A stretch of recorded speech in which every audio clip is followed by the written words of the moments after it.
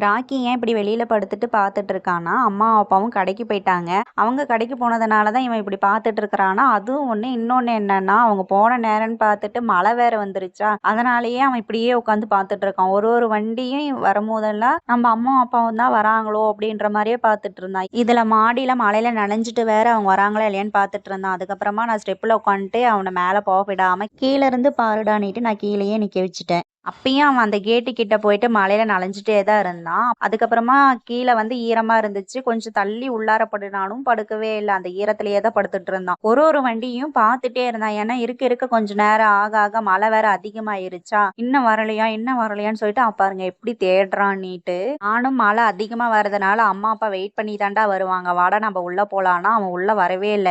சரி நாம உள்ள போயிட்டேங்கன்னா அவன் மாடிக்கு போய் நனைஞ்சிட்டானா என்ன பண்றதுன்னுட்டு நானும் அவன் கூடவே உட்காந்துட்டு இருந்தேன். அம்மாவும் அப்பாவும் வந்ததுக்கு அப்புறம் அவங்கள கொஞ்சிட்டு அப்புறம் தான் அவன் உள்ளேயே வந்தான்.